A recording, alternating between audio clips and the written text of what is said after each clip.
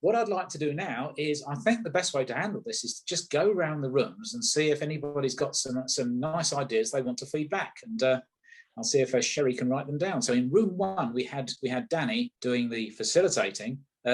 Is there anything you'd like to bring back from room 1, Danny? Yeah, quite a lot. Firstly, I'd like to thank my group, 6 of us, and some inspiring thoughts. And if you like, Tony, we can go to the individual if need be.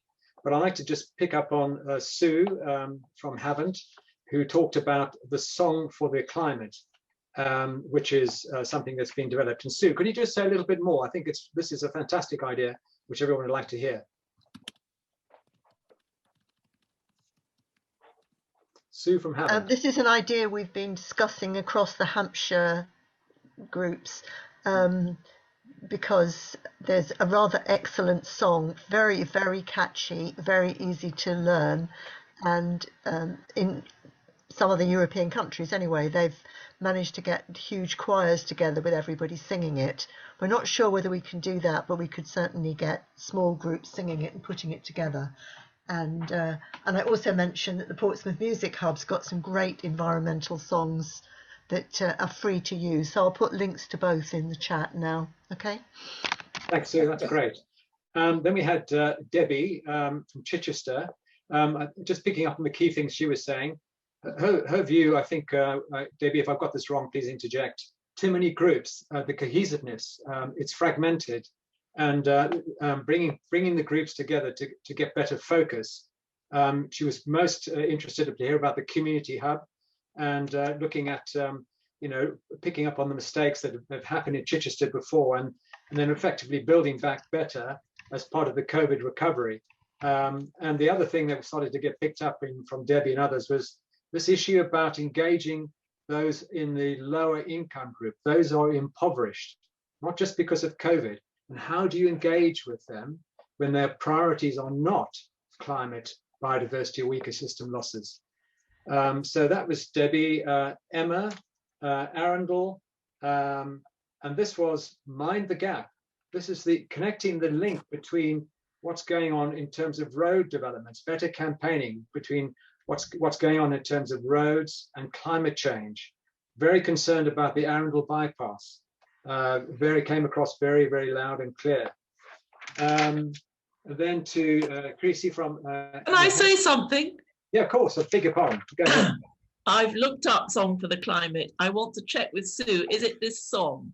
We're on a planet that's got a problem. That's it. Fantastic. It's one of the songs that I did with my temporary choir 18 months ago. Right. I'm so pleased. And we've all got an earworm now, haven't we? Fantastic. Okay, so we go to Herefordshire, and Chrissy, we talked about Adopt a Supermarket. Chrissy, do you want to say something about that? I think this is a fantastic idea, focusing on plastic use. Yeah, I'll just briefly say, my idea was, as Danny said, adopt a supermarket, where one could adopt a local branch and demand the supermarket, reduce their plastic use and then eventually cut it out altogether, and that this could relate to those with financial difficulties. You could bring in the fact that recycling and buying new packaging every time, as well as the product, is actually more expensive, to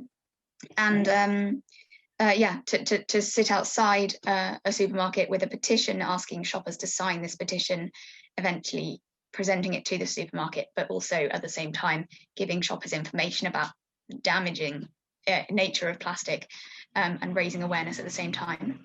Great. Sounds really good.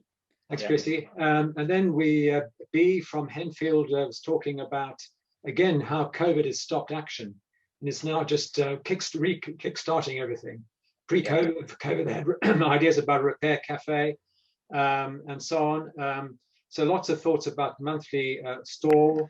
They've got big biodiversity groups in the area. So again, it's bringing that all together and offering sustainable alternatives in a better way. And COVID hopefully will push that forward. B, did I get that right? Anything you want to add? Excellent. Okay. Christine from Friends of the Earth, last, hampered by COVID, lost the coordinator, couldn't cope with ID. So this is when you you've got this digital in poverty, when you can't reach those who need to be reached, or those who don't have the skill sets. They wanted some big ideas for the big Green Week. Wanted to focus on that. They liked the choir. Very concerned about carbon production plans by the local council. No money against some of the actions in the plan, and no people monitoring these plans and actions. So quite concerned in that respect. Christine, is it? I don't know if you want to say anything further about that. No, okay. And I think, and finally, Tony, social media. Again, this is part of the digital divide, and getting clarity about not being fragmented. You know, what do we use? Twitter, TikTok, Facebook, LinkedIn. What's going to get the best reach and maximum impact? Interesting, very interesting. People are looking for guidance on that. Yeah.